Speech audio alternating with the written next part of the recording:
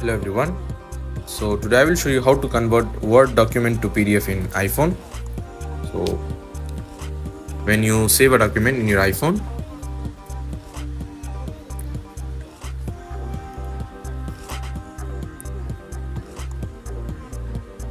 when you save it in your iPhone, it gets saved as in Word or any document. So what you have to do from here, you have to open it. From here, tap on this share icon, scroll down, tap on print. From here, choose the page like this.